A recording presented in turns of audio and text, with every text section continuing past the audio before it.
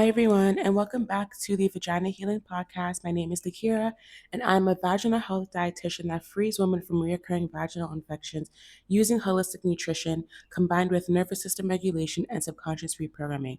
Doctors and medication did not help me, so I learned how to heal myself twice from two separate episodes of 2 year long recurring vaginal infections. And I healed myself without medications or strict dieting. So, if it was possible for me, after healing myself from mycoplasma, ureaplasma, yeast, and BV, then it is possible for you because we are all the same.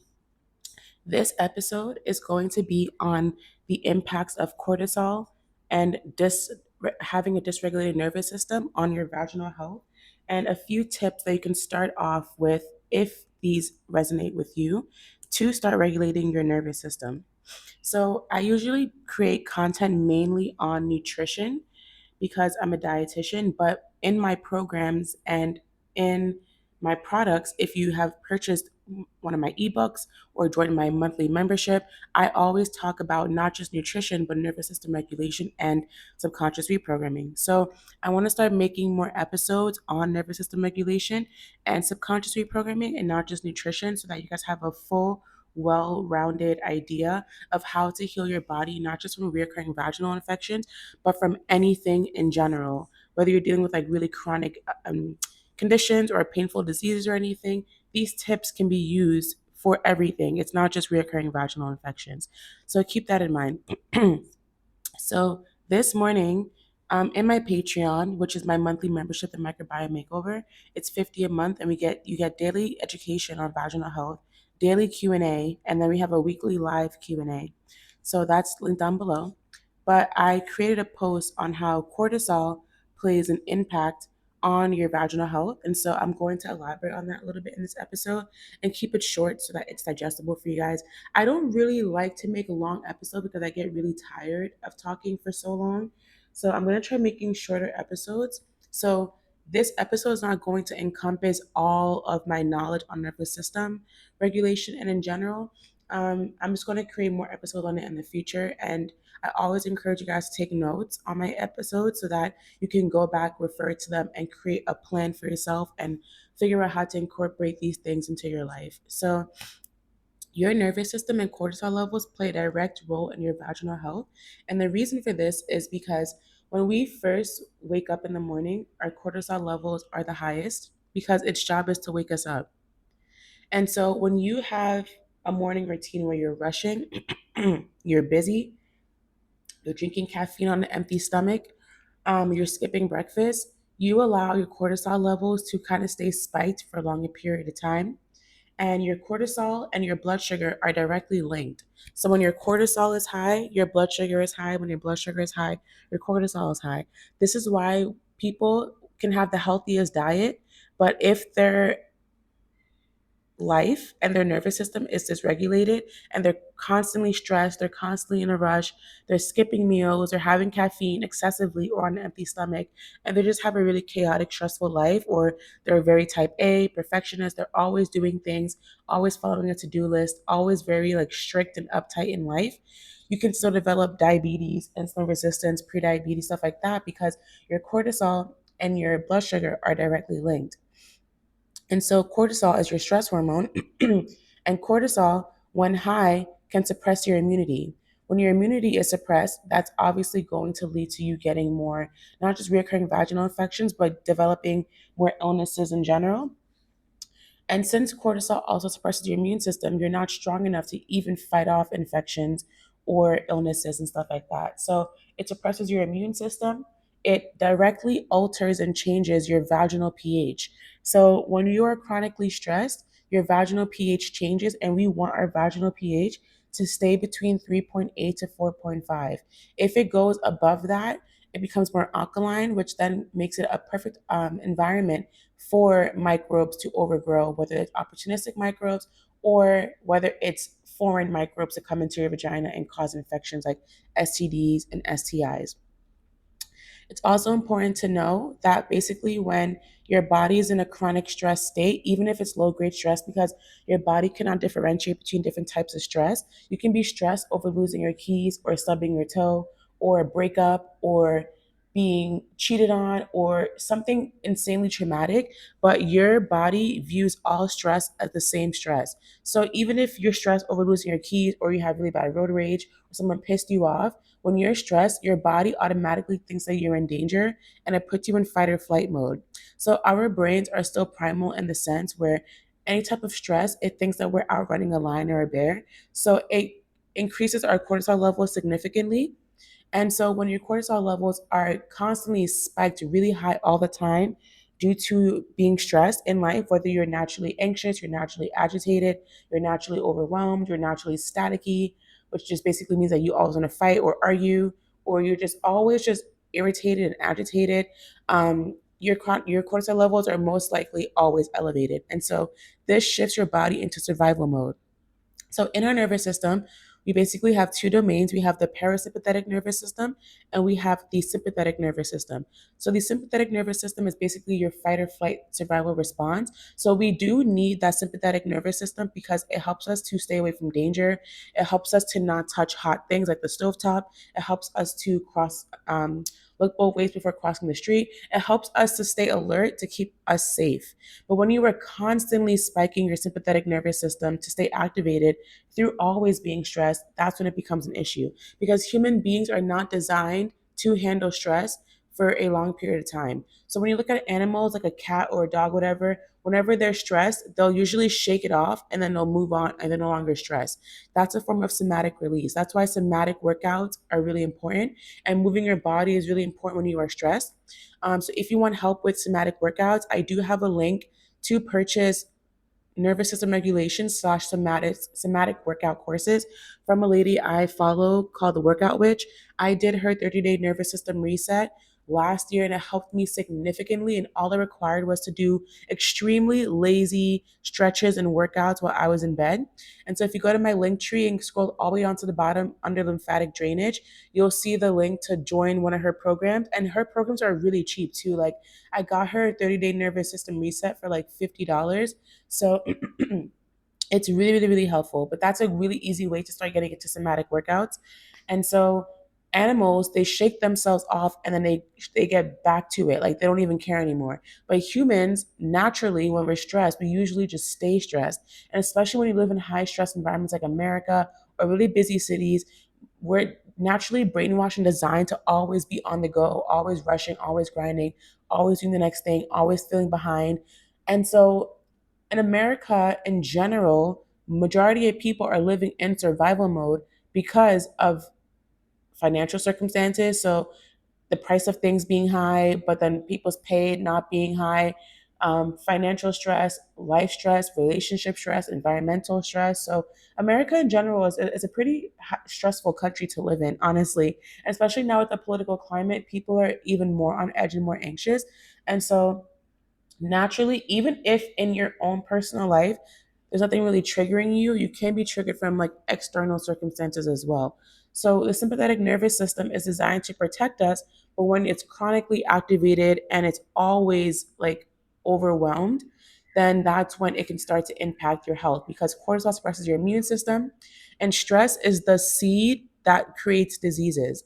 Because when you're chronically stressed, you have low grade inflammation in your body always because your body is not designed to handle stress. So, stress over time equals inflammation. Inflammation will lead to diseases. And this all goes back to the fact that stress depletes your minerals.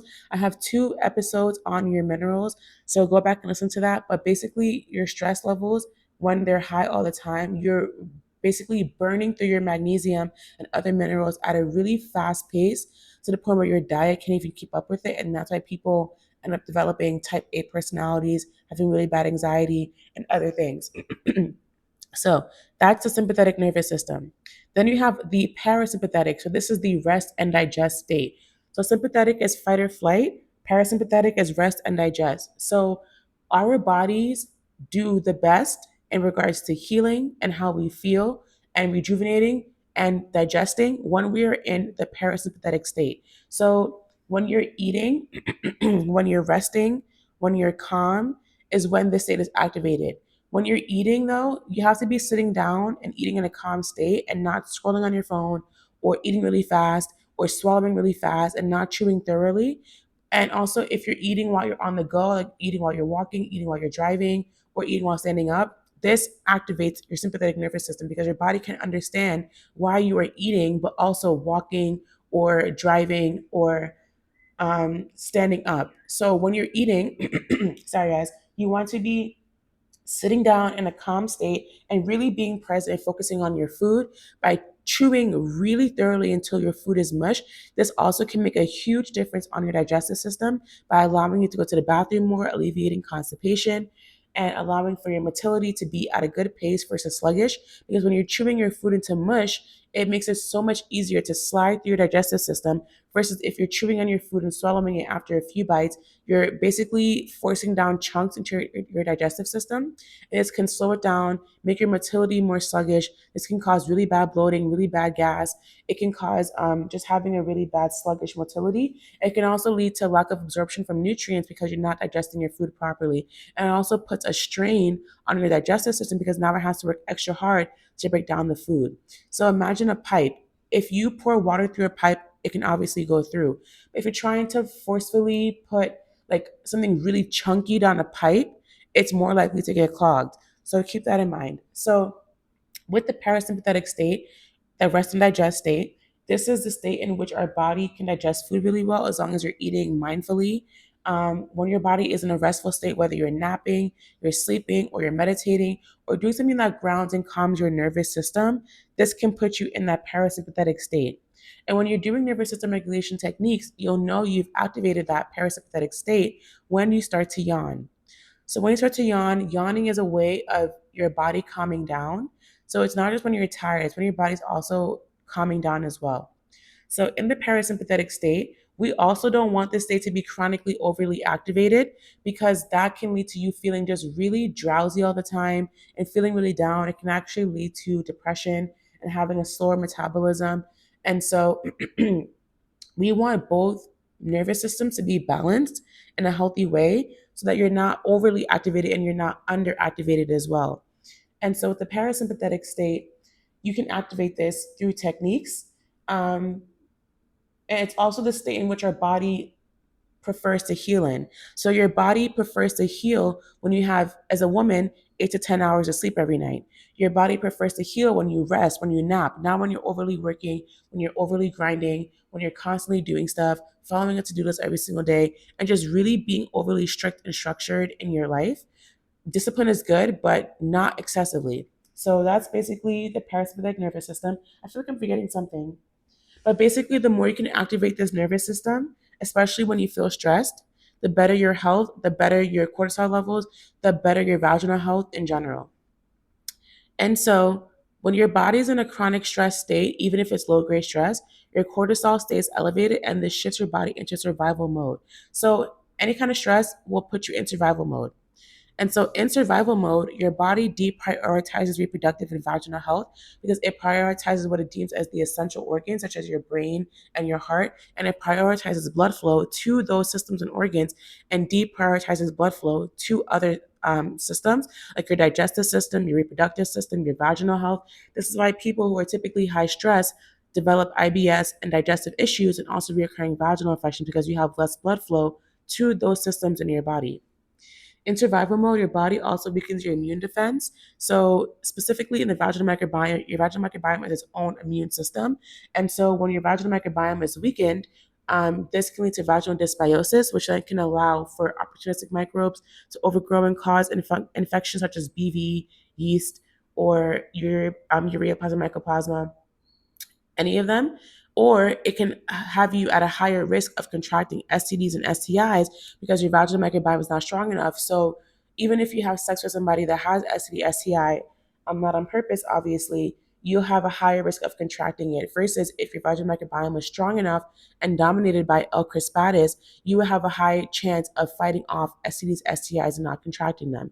So you want your vaginal microbiome to be dominated by L. crispatus, and when you're chronically stressed, it depletes your L. crispatus and weakens your vaginal microbiome. In survival mode, your body also makes it harder to maintain a healthy protective environment. So this is why many women notice more recurrent infections when they're stressed, pH imbalances, irritation irritation or sensitivity. And also keep in mind, again, that your cortisol also impacts your blood sugar. So when your cortisol is high, your blood sugar is high. When your blood sugar is high, this is most likely going to lead to you getting yeast infections. And this is why people with diabetes, prediabetes, insulin resistance, PCOS will oftentimes develop recurring yeast infections specifically because of the high blood sugar. And so many women will notice recurring infections, pH imbalances, irritation, or sensitivity. And so that's really important to keep in mind. And something else that people also overlook is that your morning routine, like I mentioned earlier in the episode, can either spike or stabilize your cortisol.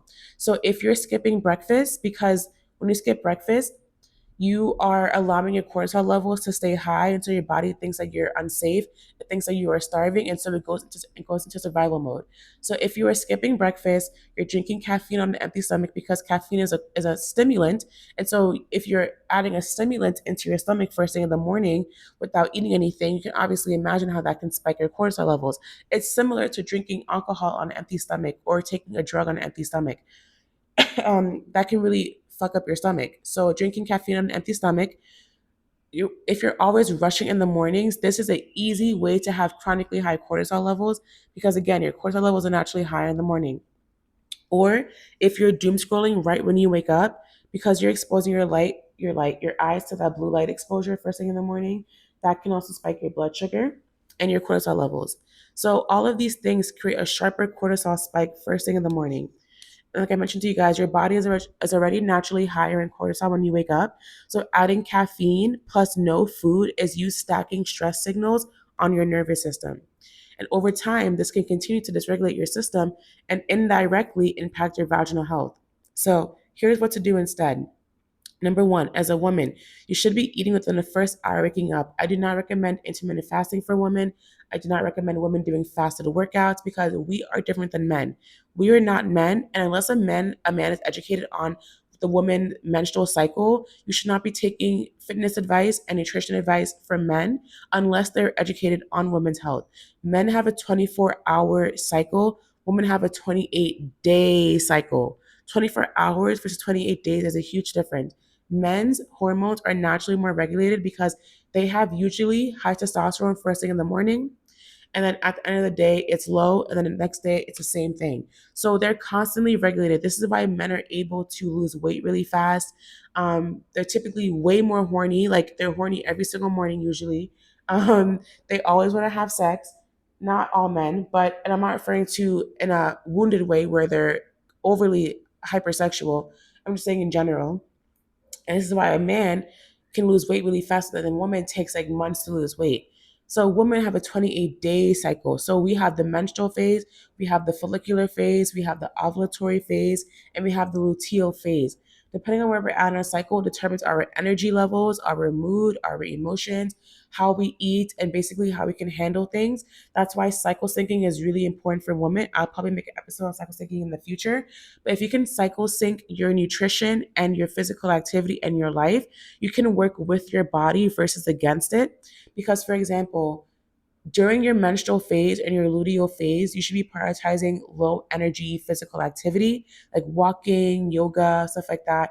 But if you are in your luteal and your menstrual phase and you're doing HIIT workouts and you're doing high stress things, you're working against your body, you're spiking your cortisol, and that can lead to you feeling horrible during your period and honestly horrible in your life in general because of your energy levels and you're spiking your cortisol levels. So women have to work with their cycle and not against it. And so one of the ways in which you can do this is eating within the first hour waking up to signal to your body that you are safe and that everything is fine and that you're not in a famine, you're not starving. And so once you can eat within the first hour waking up, it helps to blunt that cortisol spike and signal safety to your body and to stabilize your cortisol levels. So with eating, I have other episodes on how to eat, but basically prioritize all three macros in your meal: protein, carbs, and fats. The second thing you can do is to have caffeine after a meal and not on an empty stomach. So, caffeine after a meal is going to be way more beneficial, and you would actually feel the effects more when you're doing it after a meal.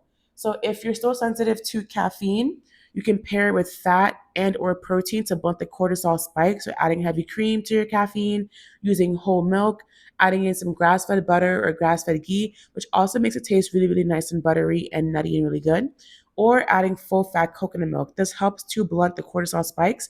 And healthy fats are really essential for women's health because fats ground your nervous system. And healthy fats specifically can regulate your cortisol levels, can regulate your blood sugar, can help with weight loss, can help with supporting inflammation in the body, so decreasing inflammation. It can decrease your bad cholesterol.